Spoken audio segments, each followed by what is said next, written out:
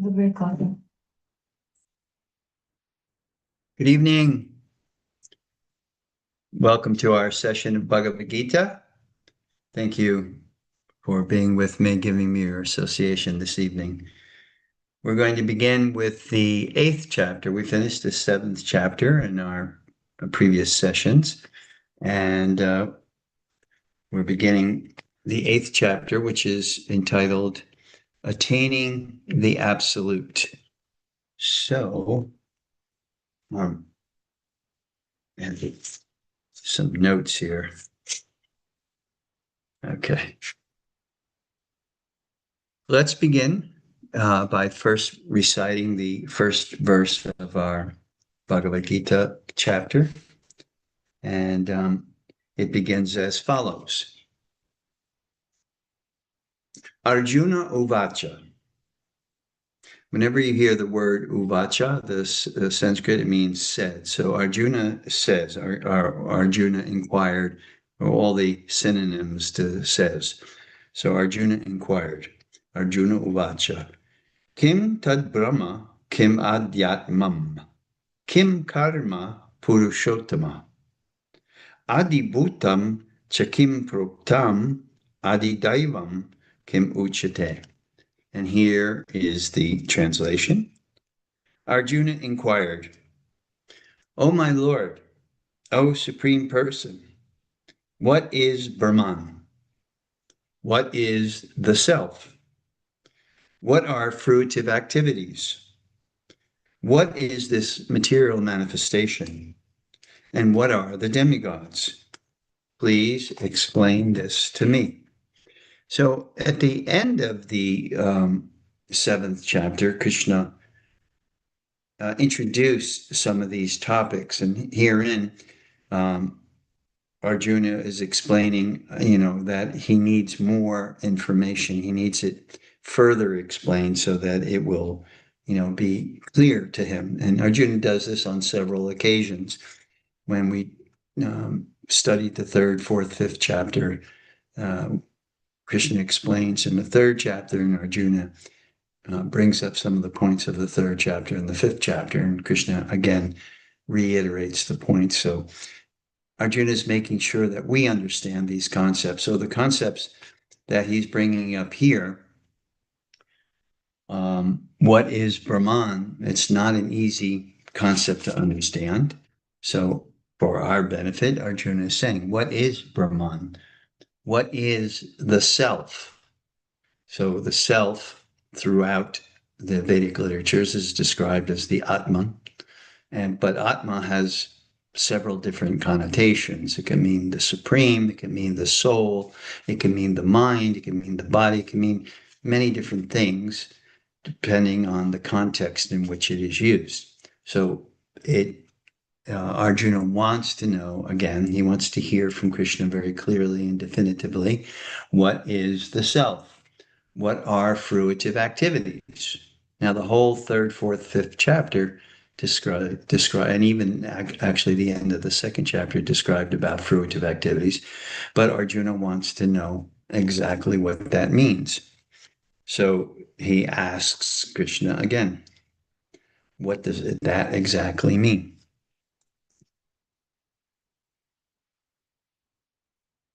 What is this material manifestation? So there is, in the 7th chapter, in the beginning, Krishna describes what is Prakriti. If you remember, Prakriti being the material energy, and then the spiritual energy, which Krishna at that point says is the Jiva. Jiva is the spiritual energy. So he'll reiterate that point again as we proceed in these different verses.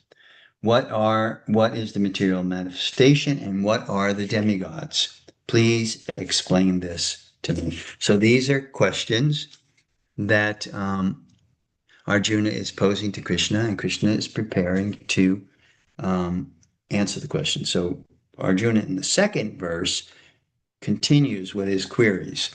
He says, who is the Lord of sacrifice, and how does he live in this body? O Madhusudana, and how can those engaged in devotional service know you at the time of death.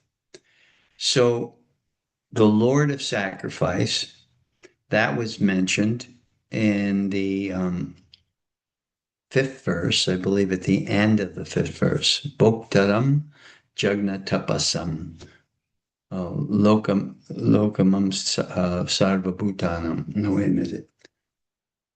Bhoktaram Jagnatapasam Sarvaloka Maheshwaram Suridam Sarvabhutanam. There, that question is answered, where he says, Bhoktaram Jagnatapasam, that I am the recipient of all sacrifices. But Arjuna is asking this question again, who is the Lord of sacrifice? And we discussed pretty extensively throughout the third, fourth, fifth chapters what is sacrifice and the importance of sacrifice. And how does he live in this body? So he's referring to, because in the English translation here in the Bhagavad Gita that I have, that is has been translated and purported, commentaries by His Divine Grace A.C. Bhaktivedanta Swami, when it's referring to Krishna or one of Krishna's expansions, he is always capitalized. So we see that the he is capitalized here. So how does he live in the body refers to the Supreme Lord. How is he there in the body? Oh, Madhusudana. And how can those, Madhusudana is another name for Krishna, and how can those engaged in devotional service know you at the time of death? Important question. We're performing devotional service, we're performing bhakti yoga on a regular basis. And for those that are doing that, how are we to know what to do at the time of death, who to meditate on, or what to meditate on at the point of death? What is the time of death? Give me an explanation of what the time of death actually means. Short of the descriptions that are coming from the Bhagavad Gita and Bhagavad Purana and other Vedic literatures, we don't get much at, what to do at the time of death. But Krishna, in this 8th chapter, he's very clear at where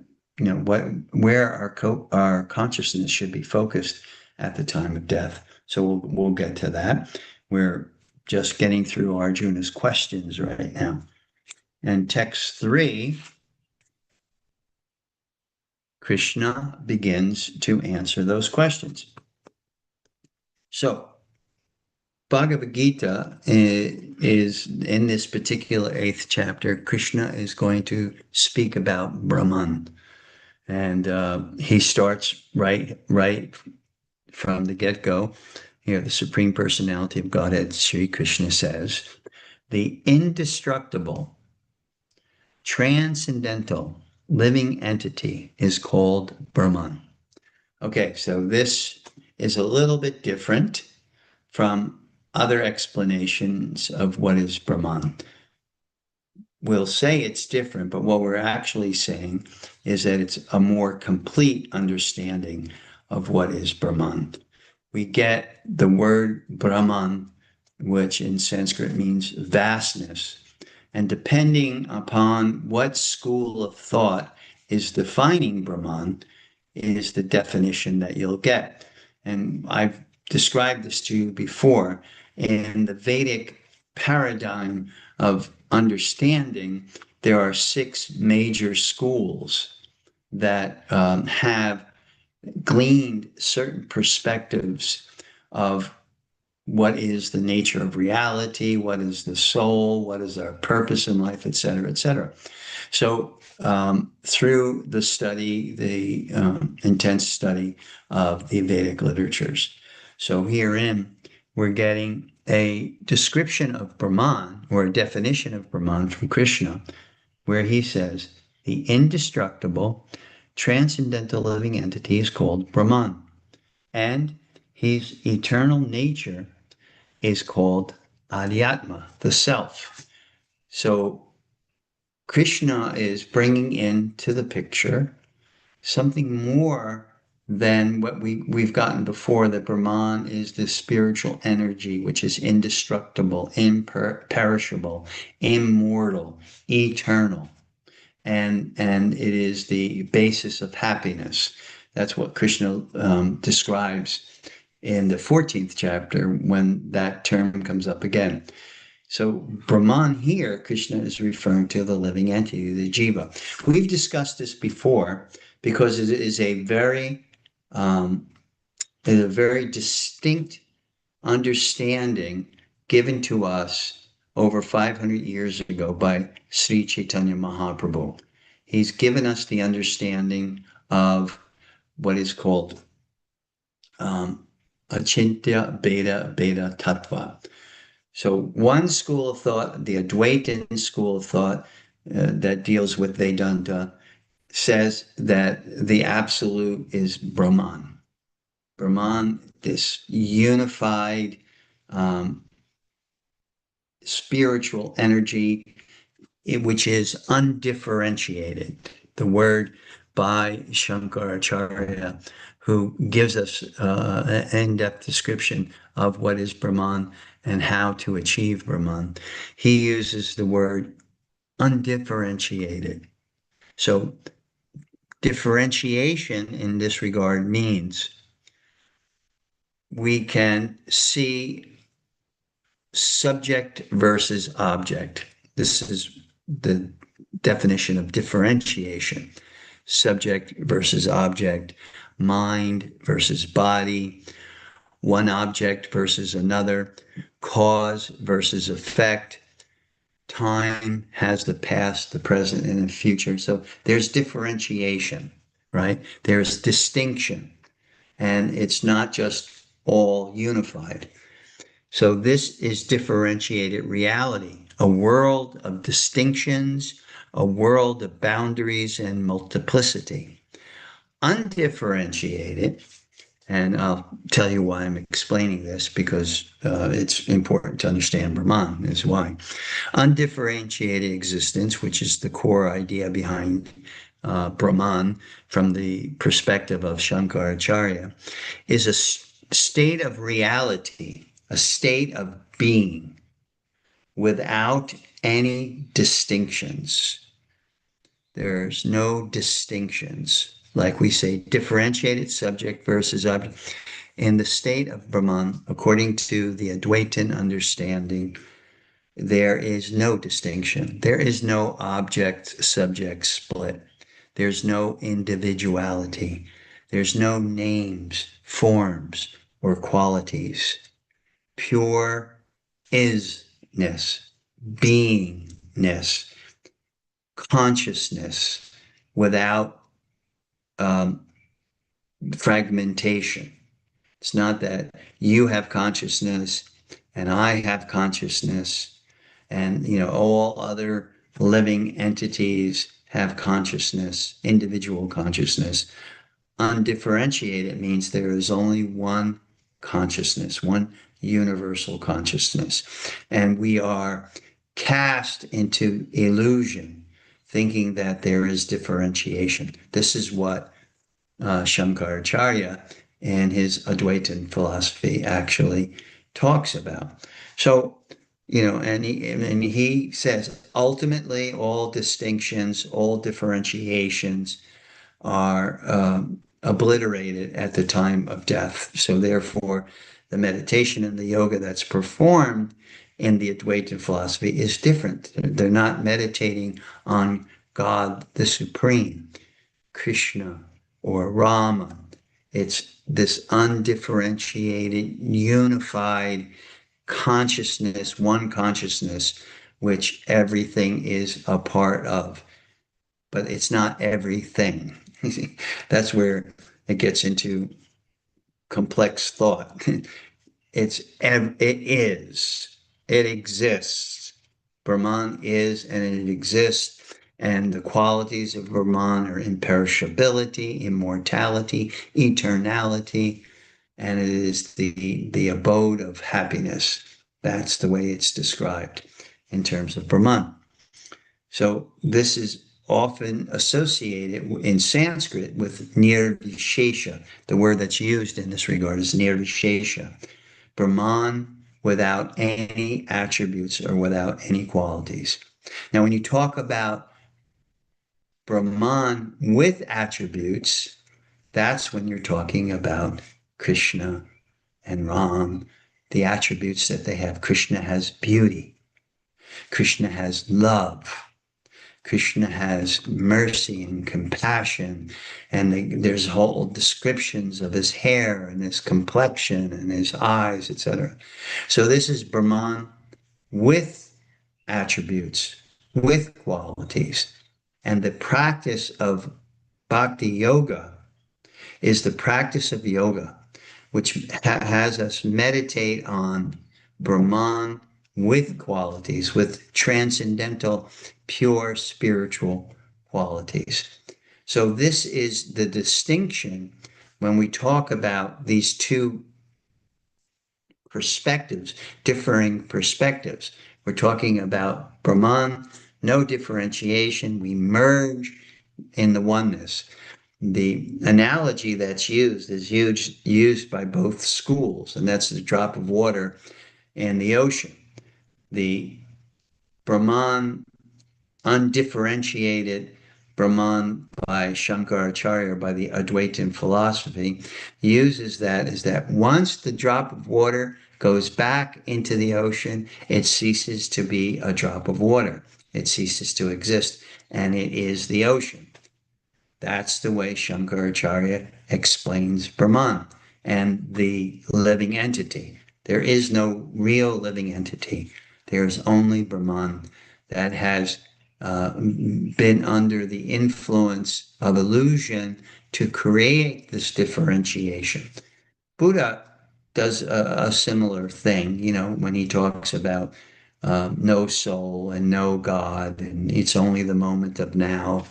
It's the same kind of concept that God as a supreme person, no, that's only here in this world, and that is all gone when one enters into the realm of Brahman, the undifferentiated Brahman.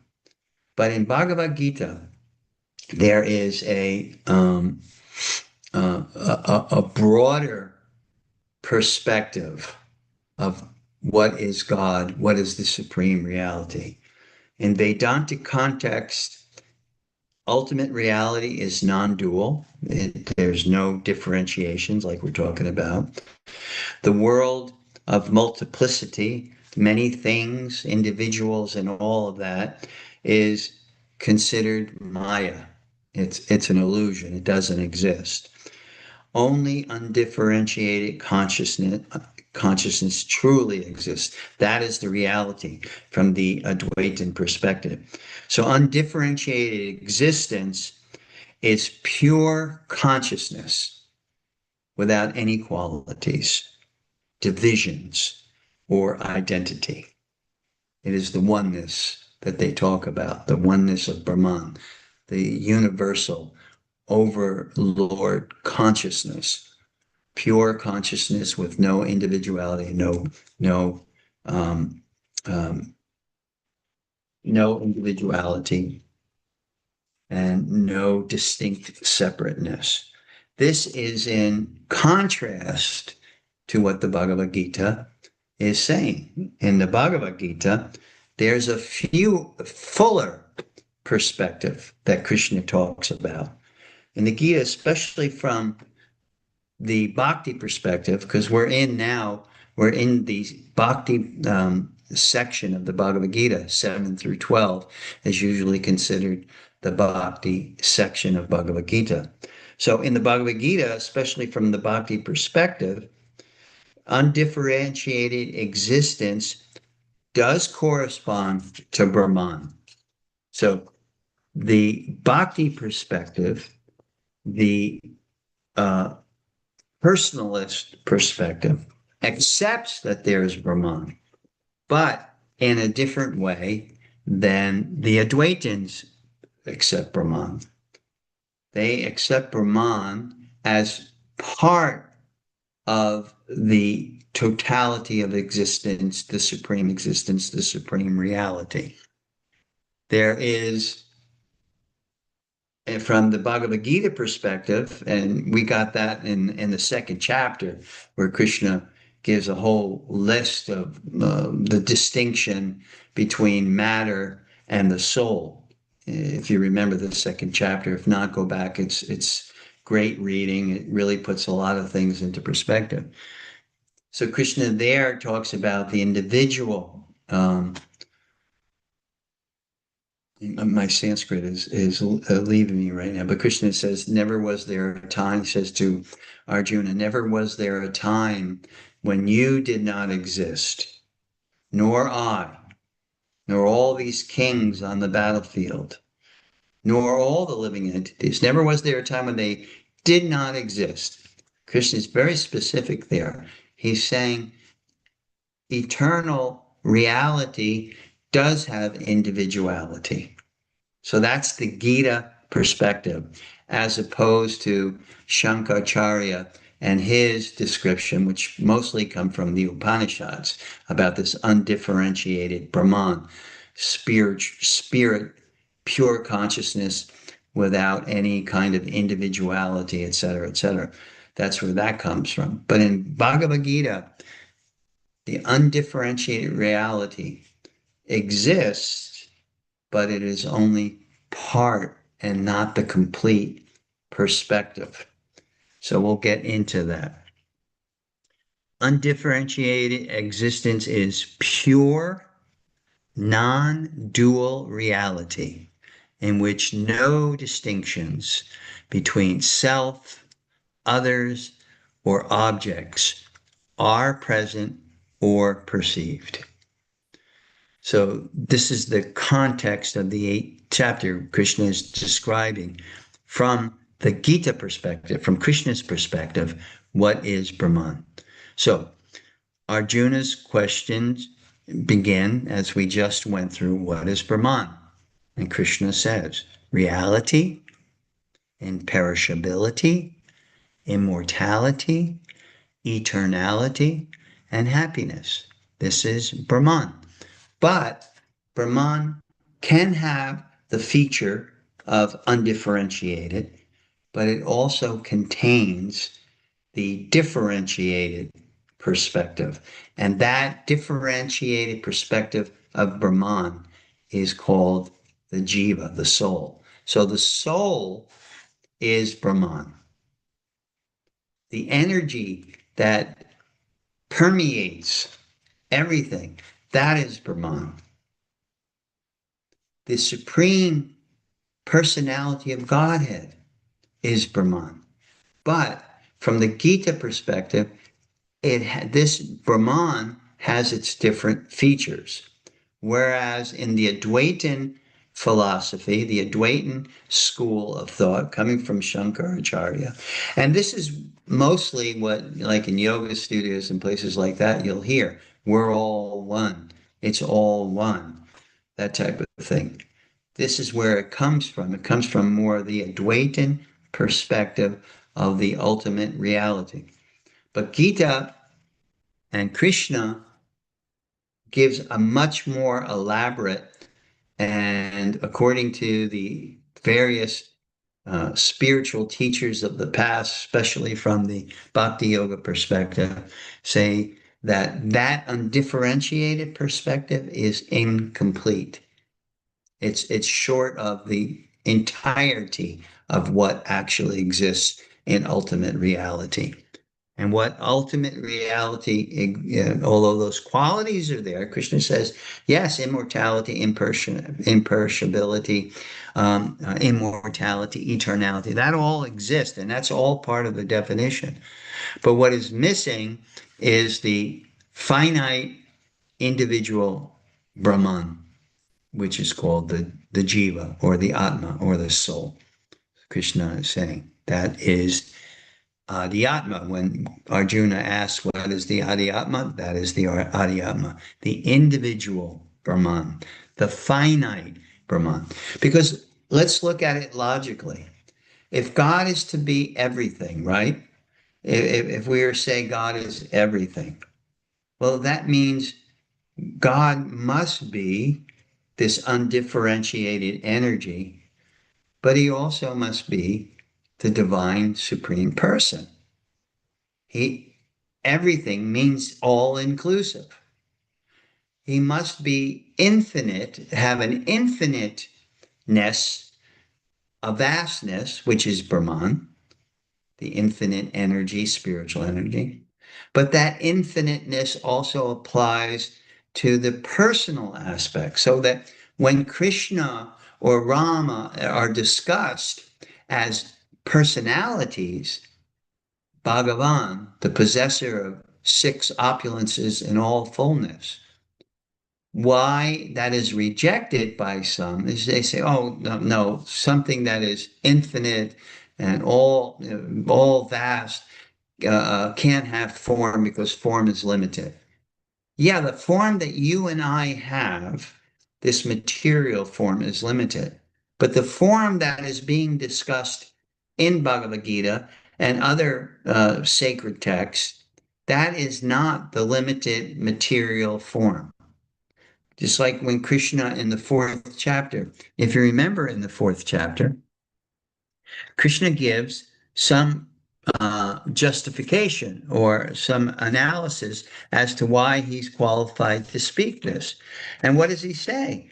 You know, when he's talking about himself, he says, Ajo pisan of yad yatma, Bhutanam Ishwaro pisan. And what does that mean? Although I am unborn, one of the characteristics of Krishna. Our form, our limited form, takes its birth, and that is not Brahman. Well, it is Brahman, but it is a separated energy. It's a little complicated, but everything comes from Brahman. But the body is distinct from the eternal beingness and vastness and imperishability and immortality of Brahman. But the soul is not. That is the quality of the soul. The distinction between the soul and God is that the soul is that finiteness. It is tiny. It has the qualities. Just like I was using the analogy of the ocean, and I said the impersonalist, the Advaitins use the analogy of the drop of water into the ocean.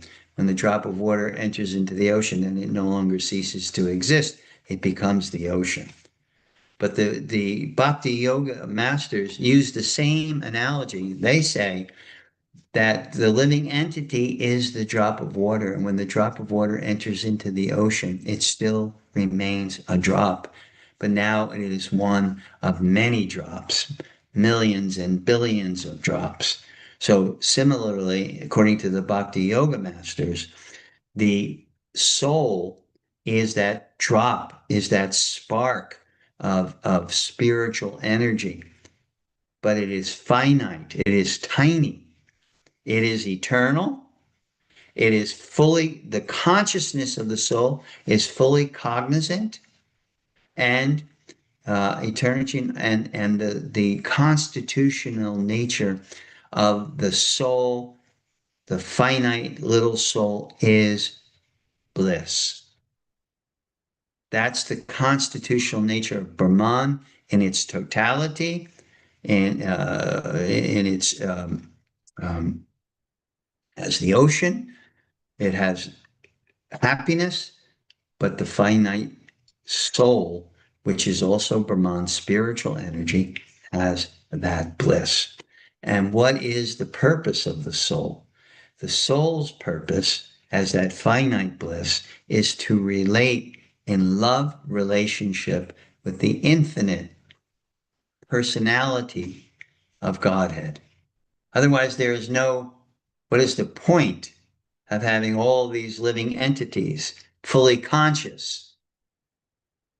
having the quality or the capability to love if there's no beloved? Doesn't make any sense. But when you add the element of God, the Supreme Personality, like we have with Krishna or Ram, the Supreme Personality of Godhead, the finite soul can relate to the infinite soul, the infinite personality. And how do they relate?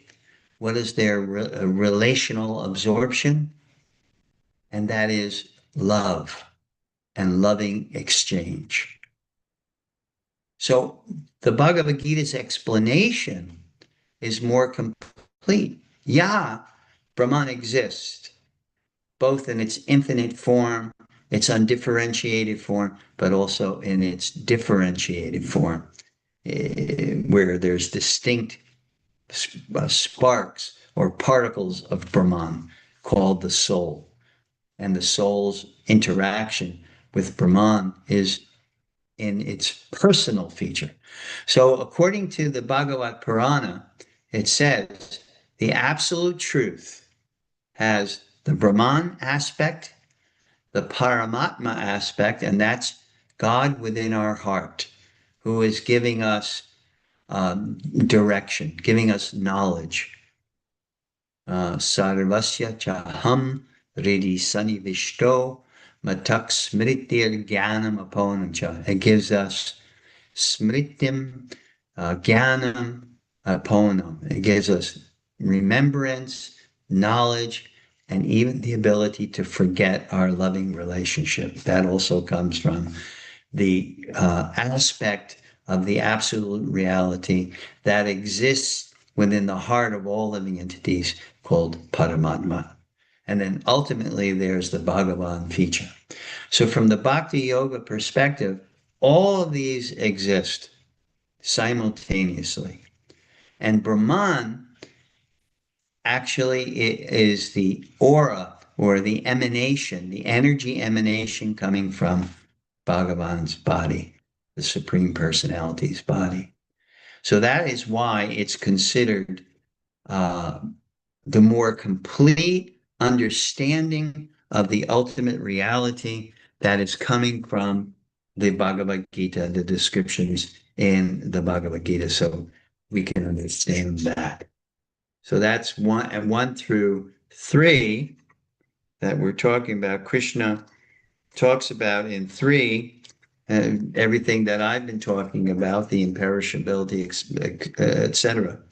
So in four, Krishna talks about in verse 4 and 5. I'm missing that page. Where is verse 4 and 5?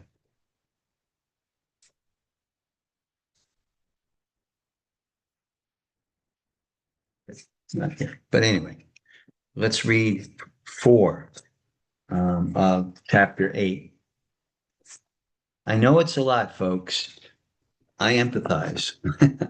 I know it's a lot, but if you can come to grips with this understanding, you will have a complete understanding of all yoga systems. There will be no yoga system and no yoga system definition or goal that you will not understand if you can grasp what we've just been talking about. So, text 4, we read 3. Yeah, so text 4 reads as follows. O best of the embodied beings, the physical nature, which is constantly changing, is called adibhuta. So here Krishna is giving the definition of that term. This is kind of a synonym for prakriti, or the material manifestation. And what is the material manifestation made of? In the 7th chapter, if you remember, or earth, water, fire, air, ether, mind, intelligence, ego. These 8 comprise my material manifestation, my material energy. And it's Krishna's material energy. That's why it's so powerful. And that's why it has the effect of creating the illusion over covering the finite jiva. See, this gives an explanation, logical explanation, is how can Brahman be covered? How can God in any of his features be covered by illusion? So God is never, in the supreme personality feature, is never covered. But Brahman, in the feature of the finite living entity, can be covered by an energy of God, which is called here, it's referred to as Adibhuta. Other places, it's referred to as Prakriti. It can be that energy of God coming from God. Again, many energies, many different energies come from God. Brahman, in its effulgence, is emanating from Krishna. The material energy is emanating from Krishna. These are all his energies. He has multiple energies. So they're emanating from it. So that's why the power is there. So the jiva, which is tiny, finite, Brahman, can be covered. That's why the jiva is called Tatashta Shakti. It is an energy that can be covered. Spiritual energy that can be covered by the material energy. And Tatashta means, I was just at the beach today with my wife, and it means the line on the shore that is sometimes covered by the ocean and sometimes not. That is what Tatashta means.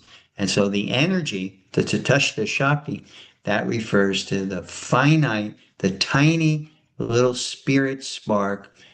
And that's what we are. And that's our distinction. That is our difference between God and who we are.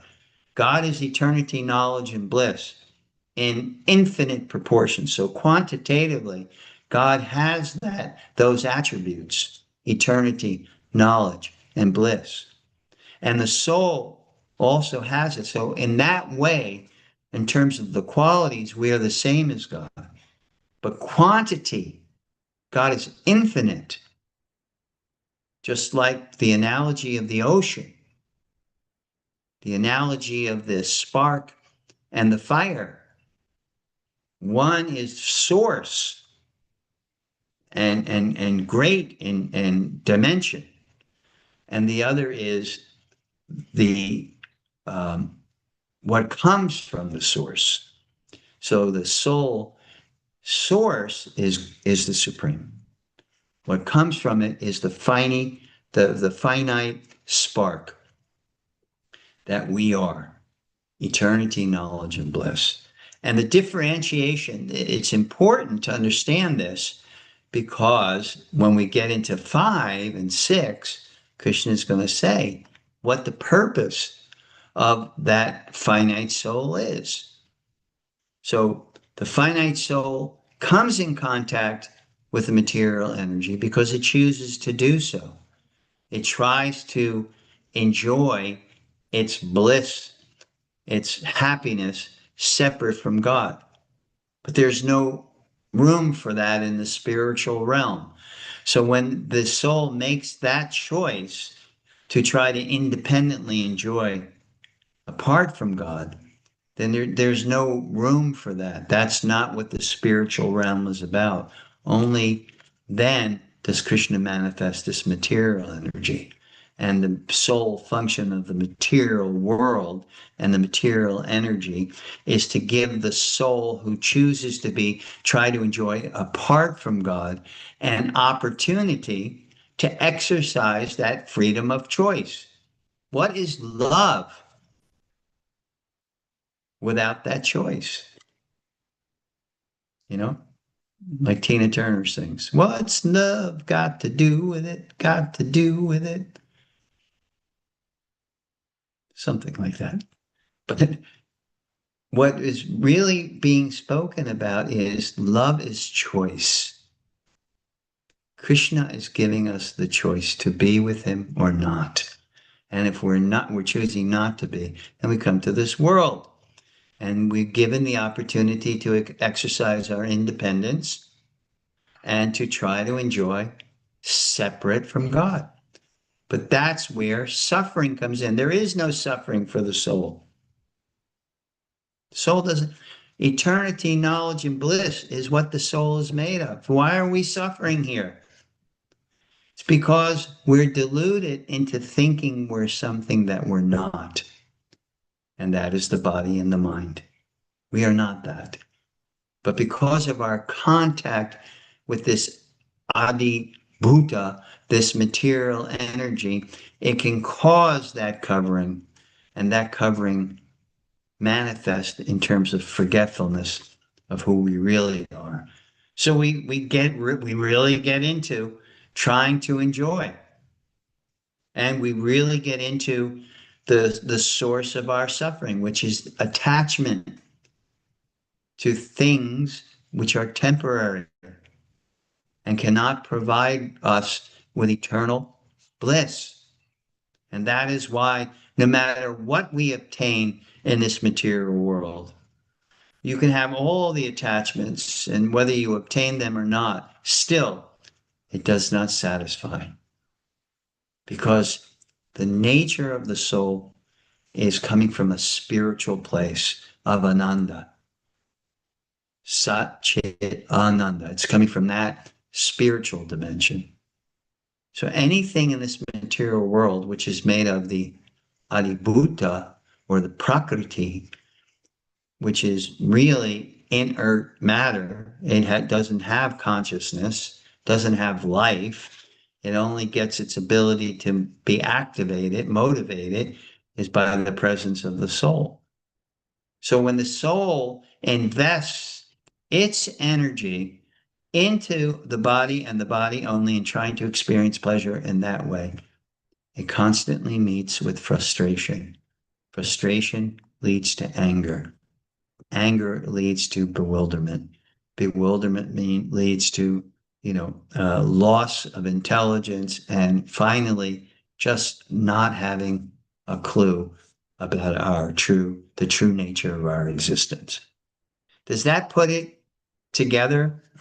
What we've been going over now, does that give you somewhat of an understanding of what Krishna is getting at right here in the 8th chapter? Because I want to move on to text 5, but everything is kind of a prelude to purpose, soul's purpose. Soul's purpose is life, for sure, but the soul's purpose is to understand death, too, because we will all meet with death. So is everyone, the explanation that I just gave, is it kind of gelling a little bit, making a little bit of sense? Does anyone have any question you would like to ask, or if you'd like to? I got a thumbs up. Thank you. Thank you for that encouragement. I don't want to feel like I'm speaking to a computer screen.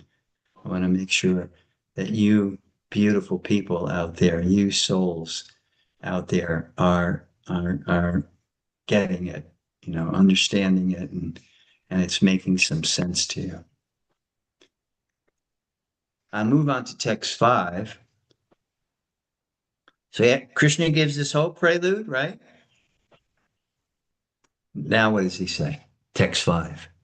And whoever at the end of his life quits his body, remembering me alone at once attains my nature. Of this there is no doubt. So the various yoga systems are set up, structured in such a way to create the meditation of one aspect of the Supreme or another aspect of the Supreme or the totality of the Supreme. So Bhakti Yoga deals with the totality of the Supreme. Bhagavan, the Supreme Personality of Godhead, Krishna. Paramatma, the super soul within the heart, which is an expansion of Krishna. It is Krishna who mercifully comes into the material realm and accompanies us in our journey. The supersoul, every living entity, there is presence of divinity in every living entity. The supersoul accompanies each and every living entity during its sojourn, its time within the material world. How is that for being a best friend? That's what Krishna says in the last verse of the 5th chapter. Suridam sarvabhutanam. I am the best friend of the living entity. Why? Because I always got your back. I'm always there in the form of Paramatma. When that soul is covered by the material elements, there is also the entrance of supersoul into that whole cosmos, that microcosmos, that microcosmic universe called the body. This is our universe. This is our microcosmic universe. And Krishna, in the form of Paramatma, enters into that microcosmic universe, which is our universe. So that's the personality of Godhead, who always retains his individuality and his personality, but can expand himself.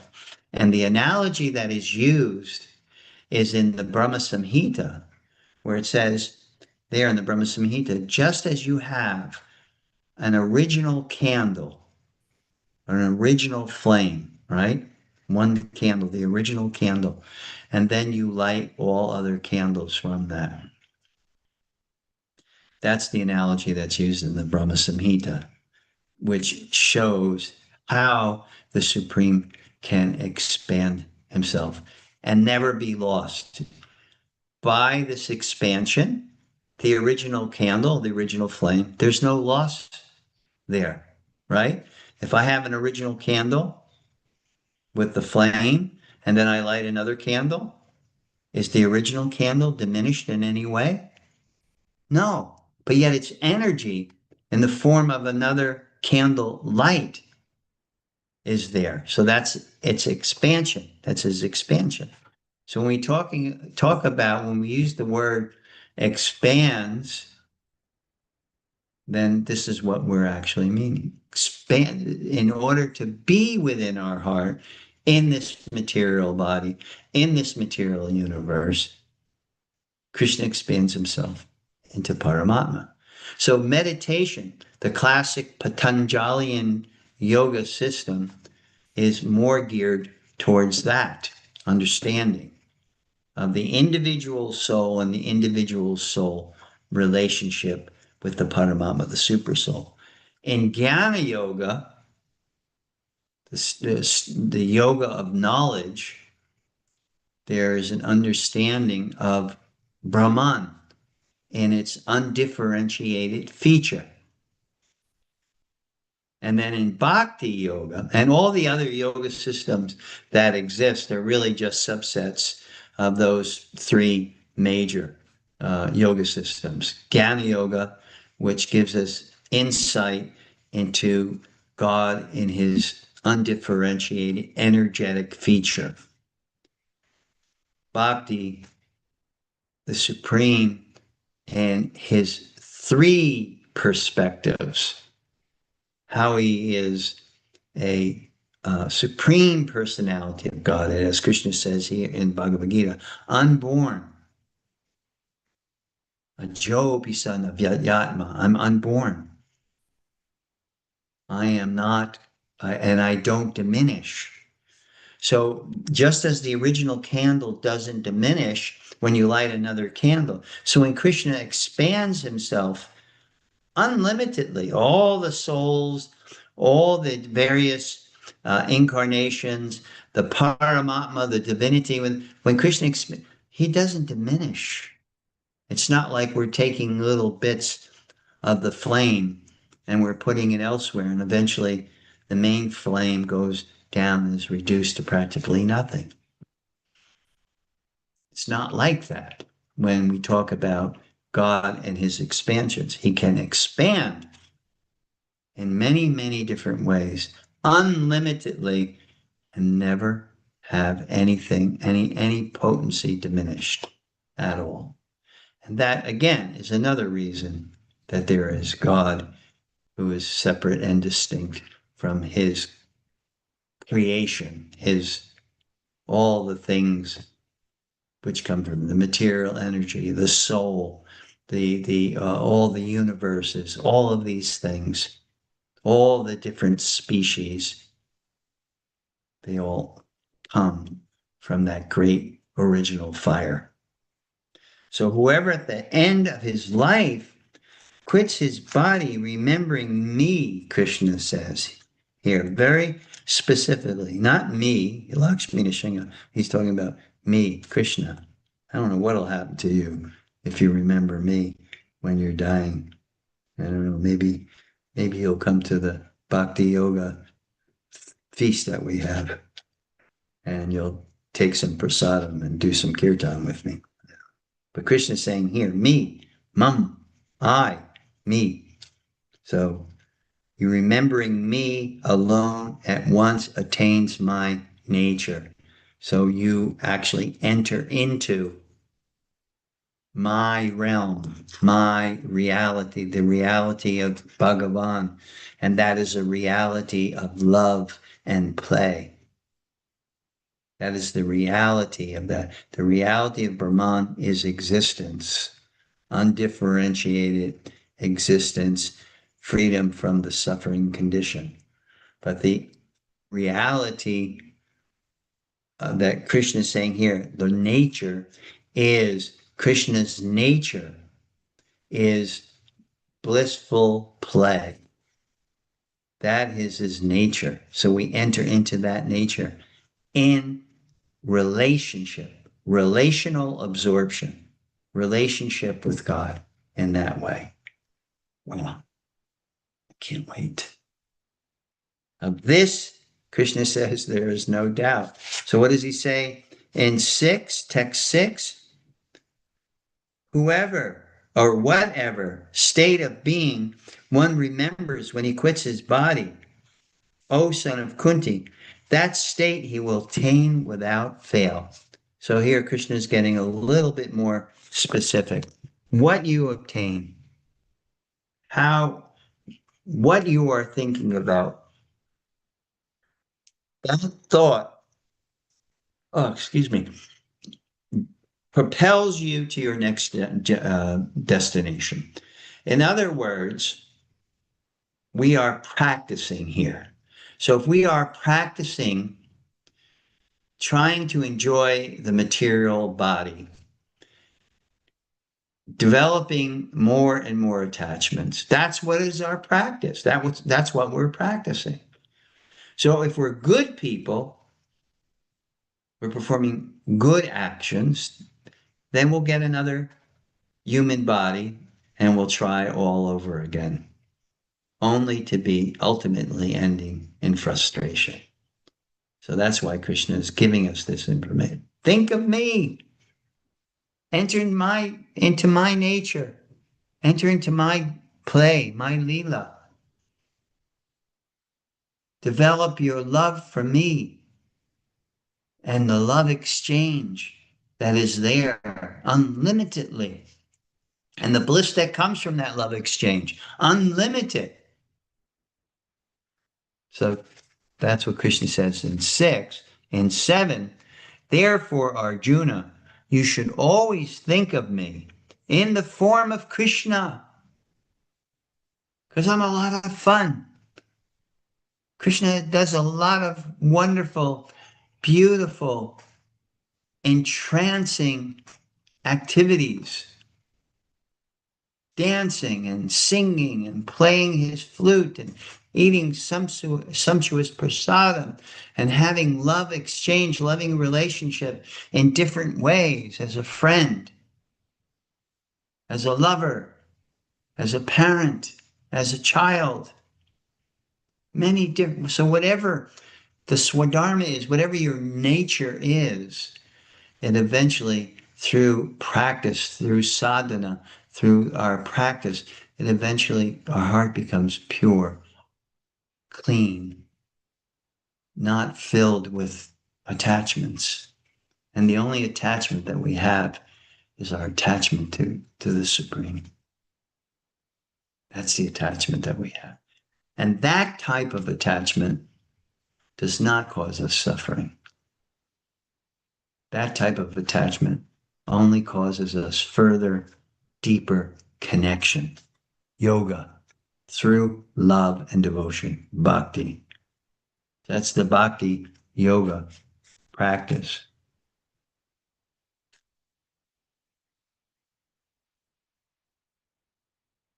Okay, where would I just say? That's 7. 8. Krishna says, he who meditates on me as the Supreme Personality of Godhead, his mind constantly engaged in remembering me, undeviated from the path, he, O Partha, is sure to reach me. That's why we chant in Kirtan. That's the sound connection. As far as the Supreme is concerned, there is no difference between the sound Krishna and the personality Krishna. So when you're chanting in Kirtan, you are connected. And the only thing that obstructs that connection is our attachments, is our inattentiveness. That can serve as an obstruction to that connection. But actually, when we really absorb ourselves in Kirtan and we're connecting through sound, then we're connecting through that reality of unlimited pleasure. That Leela, Krishna's Leela. Text 9. One should meditate upon the Supreme Person as the one who knows everything, as he who is the oldest, who is the controller, who is smaller than the smallest, who is the maintainer of everything, who is beyond all material conception, who is inconceivable, and who is always a person. He is luminous like the sun, and he is transcendental beyond the material nature. So Krishna's body is transcendental beyond material nature. I don't know if you remember when we spoke about immanence and transcendence, that God can be known through the various qualities of this material universe. I am the light of the sun and the moon. I am the ability in man. I am, all of these qualities, all these attributes. I am the taste of water,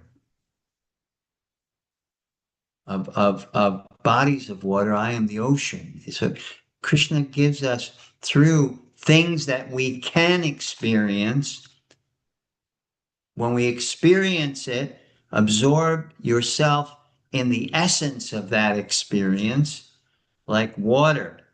When we taste water, I was just looking at a little short video clip where the man was saying that your consciousness is projected into the water. There's that Japanese scientist who did the research, and the molecules, the molecular structure becomes very beautiful when we're thinking beautiful thoughts. The thought affects everything around us. So even the molecular structure reflects that and becomes beautiful and crystal-like.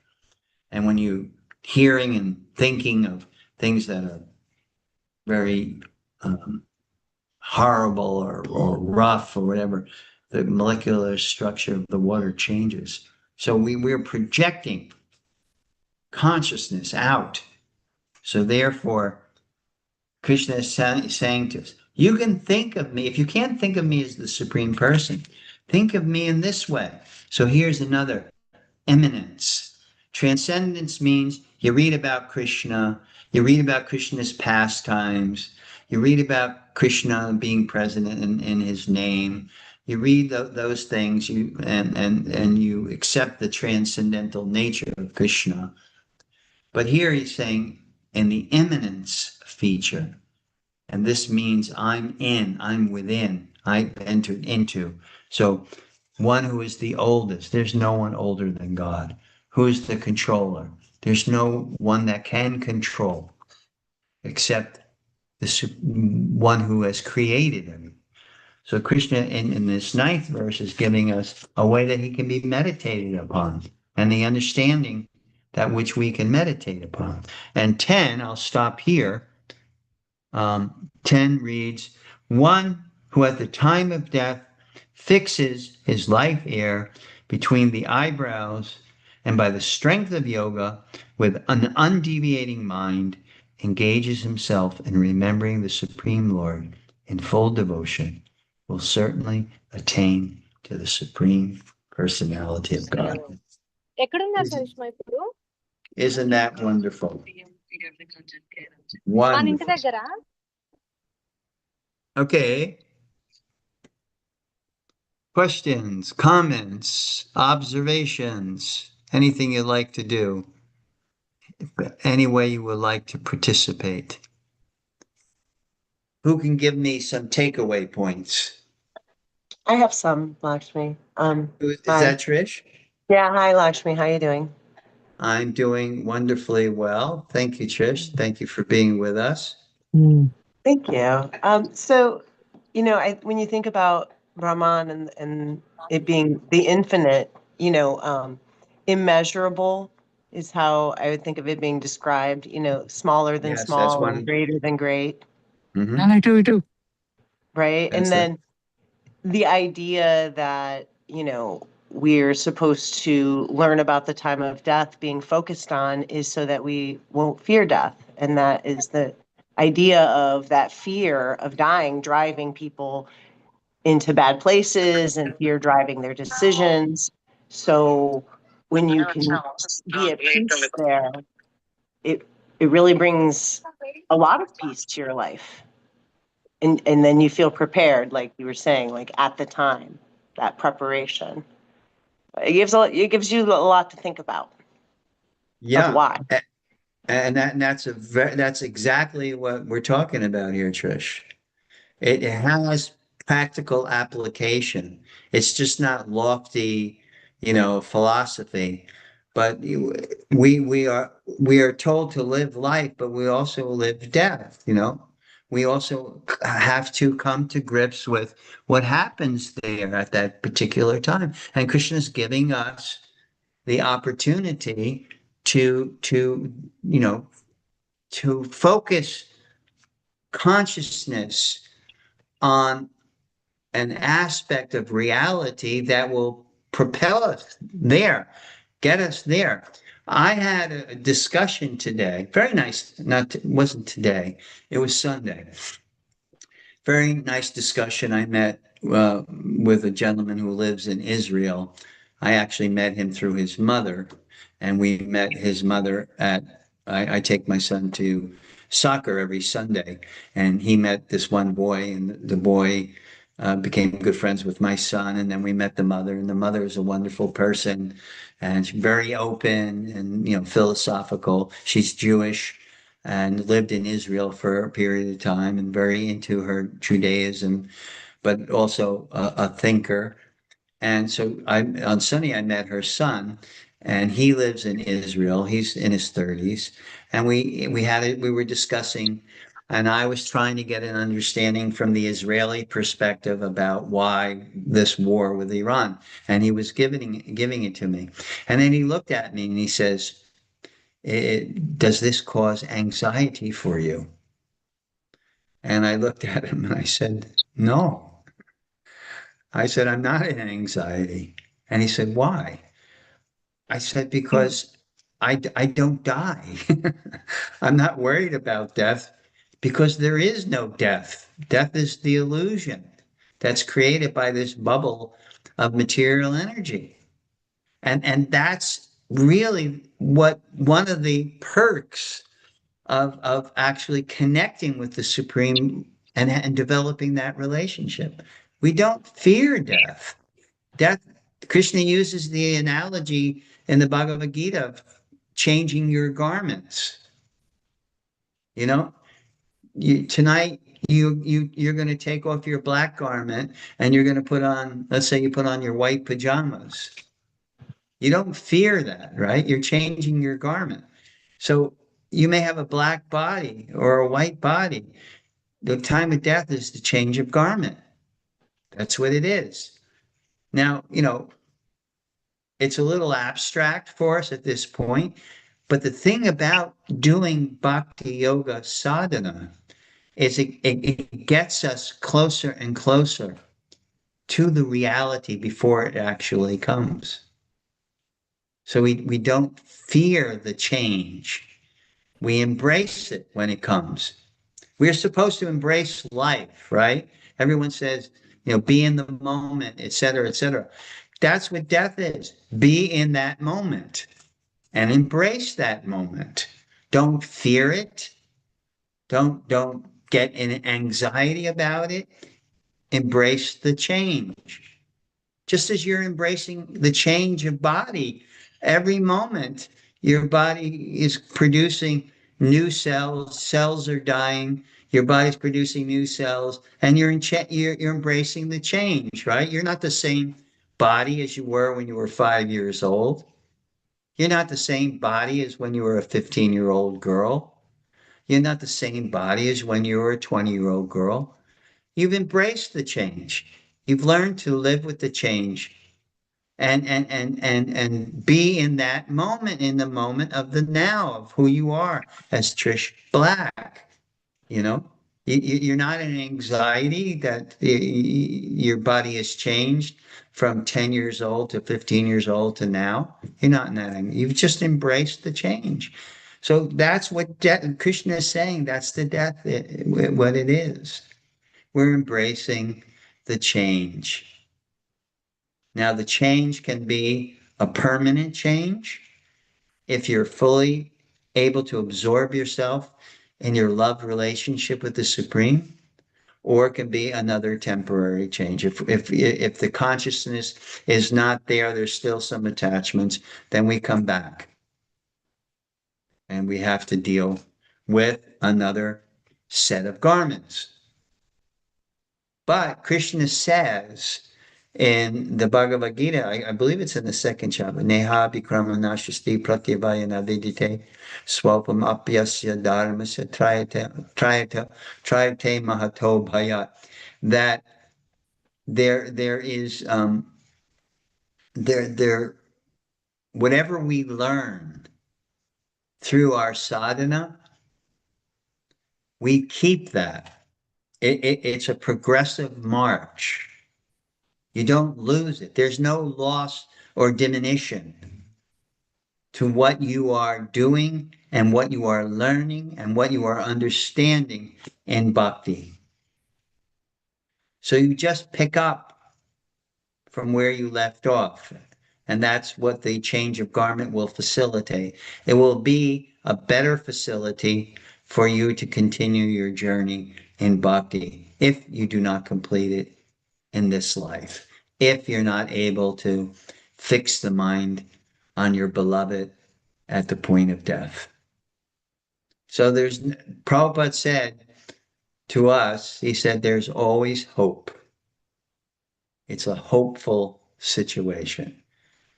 Because if we're practicing bhakti now, but we don't complete it, then don't lose hope, because you'll start off where you left off and you'll be given another opportunity, another facility to complete it. So it's hopeful. So we teach, in our bhakti yoga practice, we embrace the moment, and that includes the moment of death. And the way we embrace it is by our connection to our supreme divine beloved. How's that sound? That's motivation. That gives us motivation. Thank you, Trish, for your participation. Anyone else would like to? Yes, me. Oh.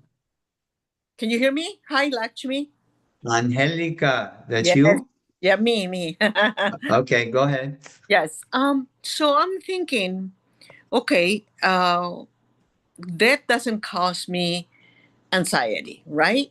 Or shouldn't Right. cause me Right. anxiety. Shouldn't cause you. Okay. So, but how about when talking about the war and your conversation that you have with the Israeli people, and they will ask you that question? But it does cause anxiety to me thinking of all the people that are physically suffering because of war. So that's the part that I can't comprehend in my mind, that I still have that anxiety. Not because of, I'm not afraid of the actual death. I'm more afraid of the way it's going to happen. Meaning like I can be suffering in a bed with, I can move and I have to be dependent of other people, or Right. in the case of war, kids starving with their dismembers, or I don't know, things like that, that is actually caused by war. So that caused me anxiety. So Those are two different things. One is a manifestation of your compassion, your ability to relate and feel the suffering of others. right, yes. That's what you're saying. That causes you anxiety because Yeah. you feel for the people who are in the bomb zone, and they're losing their friends and their relatives and the stability in their life, etc. And the other thing that you said, I'm afraid of how death is going to come to me. So those are two separate anxieties. One is compassion, and the other one is due to um, either lack of faith or lack of knowledge or lack of realization that whatever Krishna does to you, whatever situation that he places you in, it's for your benefit. So whatever happens, ultimately, it's for your benefit. In other words, if, I don't want to say that, that you're in a bed and you can't move and you're dependent, but there is a lesson, a final lesson for you in that. And that's what we have to have faith in, that no matter what happens, what appears to be negative or appears to be positive, we have to have the faith, develop the faith that Krishna does not do things to me, he does things for me. So the way we relieve ourselves of that anxiety, how is it going to happen to me? Well, if I think it's going to happen in a car crash, and every time I'm in a car, I'm going to be in anxiety. And that may not be the cause at all. Maybe old age. You maybe live to 102 years old, and then your organs just stop due to old age. So what I'm saying is anxiety, when we are meditating on the wrong thing, it causes us anxiety. And meditating on how it's going to happen to me, what's the point? What you can understand is it is going to happen to me. And the how and why, that is meant for your ultimate lesson, the final lesson. You are now taking the final exam. You've gone through your life, you've taken a lot of quizzes, and it's preparing you for the final exam. So don't let that anxiety of how it's going to happen. because even the how is for your benefit. Krishna is arranging how you depart this world as a final lesson for you. And if you have faith in that, the anxiety goes away. I don't know how. I don't even think about it. All I know is at that time, will Krishna be merciful to me so that I can remember him and all the service that I've done. That's all I try to think about. Don't know how, but don't care. Krishna, can you please extend to me your mercy? That's it. Yeah. And you think about it a lot when when you get to be 76 and upper close to 80, you think about it more and more. And all you can pray is that Krishna, please allow me to remember you. And that is bhakti. Bhakti is the path of grace. And there's a nice quote from Shaktiman. A Vaishnava, post it again, Shaktiman. I don't remember it by heart, but I know the quote that you're. Can you post it again? It's right there, Lakshmi. Hare Krishna, everybody. A Vaishnava don't live to die, he dies to live. Bhakti Tirtha Swami. It's in the comments. If you click, it's right there. Yeah, I got it. There you go. It's just my it's just my dinosaur mentality towards the. But I just did what you said, and there it is. A Vaishnav don't live to die; he dies to live. And that she quotes Bhakti Tirthas, but it's actually a quote from Bhaktivinoda Thakur that Bhakti Tirtha Maharaj kind of abbreviated.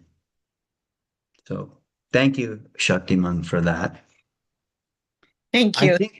I think about this, and this is what gives me solace. Krishna is not doing this to me, he's doing this for me.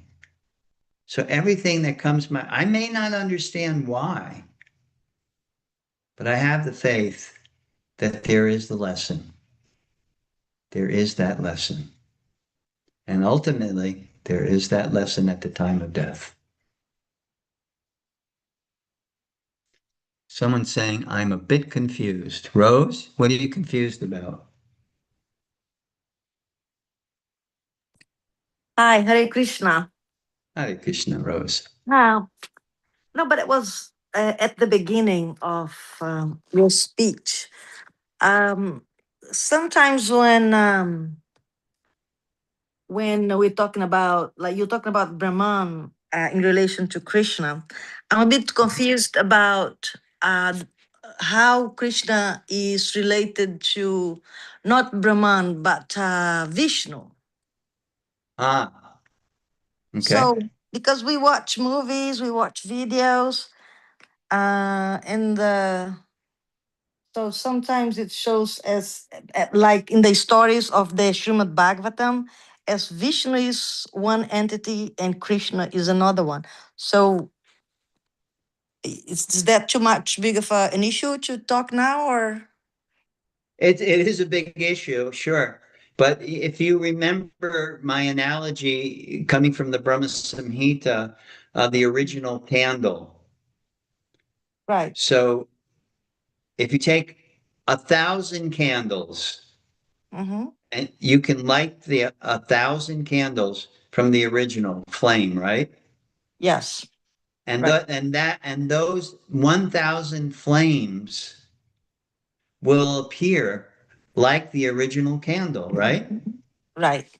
But what's the distinction? The distinction is one is the origin and the other is an expansion from the origin. So, according to our Vaishnava philosophy and Bhagavad Gita, Krishna is the origin of all those incarnations. Vishnu, Vishnu?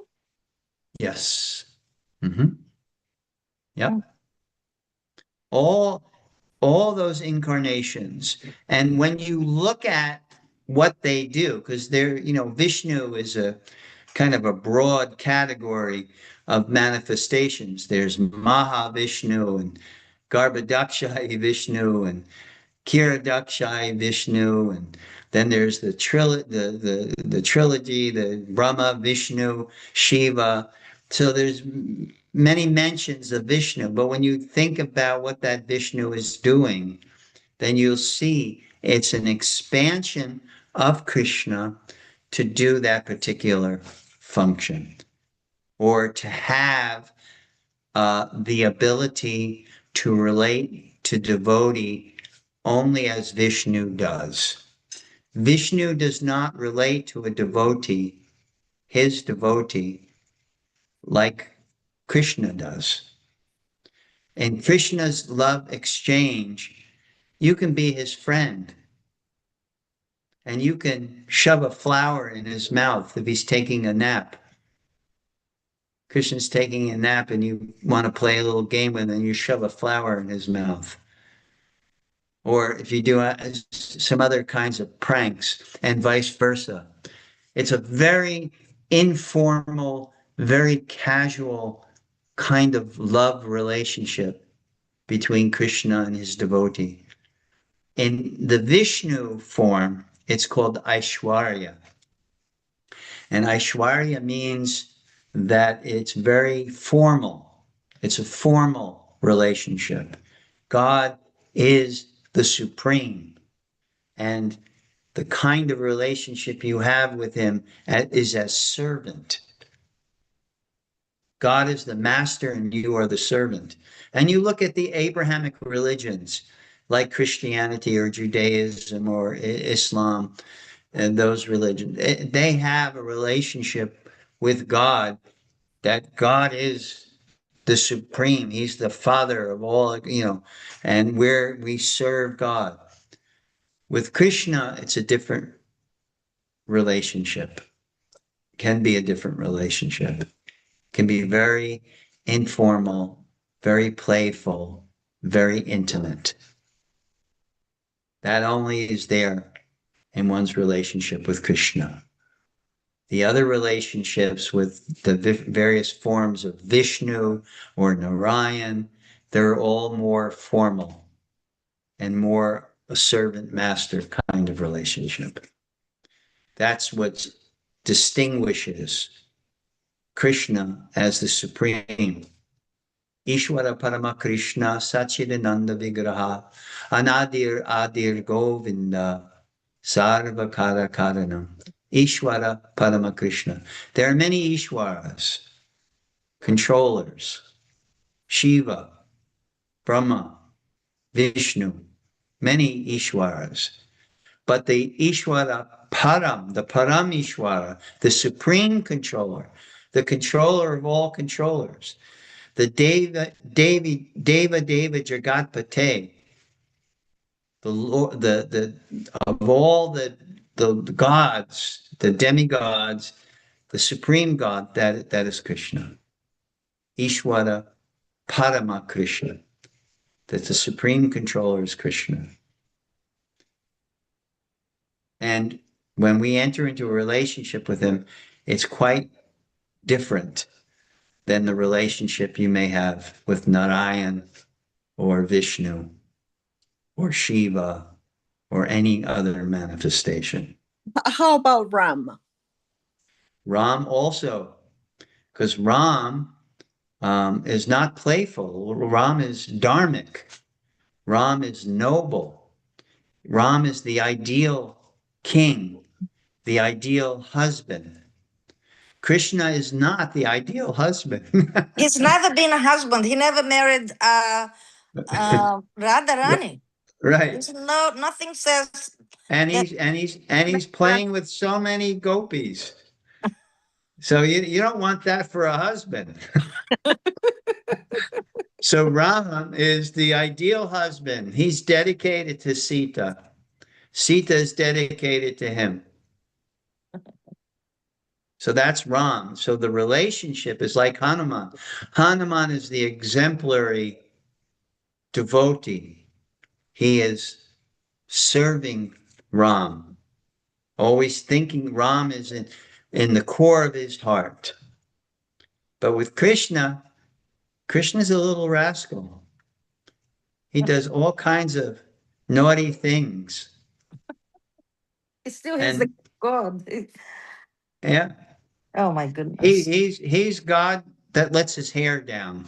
You know, there's an English expression, I don't know if you're familiar with it. You know, when you let your hair down, that means you're acting like really casual, really loose. So Krishna is God that lets his hair down. He's very casual. He's very loose. You know, he's very informal. He can be your best friend. He can be your child if you want. Like, He can be your lover if you want. So that's Krishna. And that's what distinguishes Krishna from all the other avatars, incarnations, Vishnus. because there is that what is it called? The triangle with Vishnu, Brahma and Shiva, Shiva. and Brahma. Yeah. Because those three, each one is in charge of a guna, either sattva guna, rajaguna, or tamaguna, either goodness, passion, or ignorance. So Shiva is in charge of tamagun, ignorance. Brahma is in charge of passion, creation. And Brahma Vishnu is also the and one Vishnu who provides and life, Vishnu right? and Vishnu is in charge of Because the way sattva I guna. learned is the Vishnu is the one, let's say, compared to a seed. Vishnu is the one who makes that seed sprout. Yeah, And then Brahma is the one who makes that seed grow into a tree and have leaves and flowers and fruit. And Shiva is the one who kills that tree so another tree can grow. yeah. Shiva's the destroyer. Brahma is the creator, and Vishnu is the maintainer. The maintainer. Right. So that's their function. So And how that is it related to the three gunas? I'm trying to think, like, why Tamagun when he's the one who is the destroyer? Ignorance. because ignorance destroys. Tamagun is eventually destroys. Passion, Rajagun is the one that there's growth, there's activity, and Vishnu maintainer. Vishnu is the source, the seed. Krishna says in the Bhagavad Gita, the seed-giving father of all existence. That's what Krishna says in the part where he's telling you how to meditate on him. I am the seed-giving father of all existence. I'm So the seed. so in his incarnation as Vishnu, you know, he maintains. And in order to maintain, you need sattva gun, you need goodness. In order to develop and grow, you need passion. And in order to break things down, you need ignorance. Tamaguns. Okay. Thank you. You're welcome. That makes sense. Okay, folks, thank you so much for your questions, your participation. Absolutely wonderful. I'm so happy that we could have this dialogue. You know, especially when the topics get a little deep and intense and you want to clear it up. Don't hesitate. So again, please have a happy, healthy, and holy week ahead of you. And we'll see you next week, next Tuesday. If you're local, I'll be at the Thursday night kirtan. I don't know where it is, though. I can't remember. It's gonna be at the womb. Oh, okay. There's a chance I won't be able to make that because Just said that.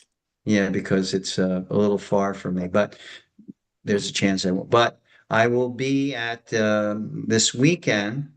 There is a program. I forget where that program Saturday and is. Sunday, there'll be 2 programs this weekend. Yeah, so I should be there. So if you're local, please come to one or the other if you can. And I'd love to see you there. So until that time, have that happy, healthy, and holy week. Hare Krishna. Hare Krishna. Krishna. Thank you so Hare much. Krishna. Thank you. You're Thank you, welcome. Lakshmi. Thank Thank you. you very Thank you. much. God bless. God bless God you bless always. you. God Hare bless Krishna. you.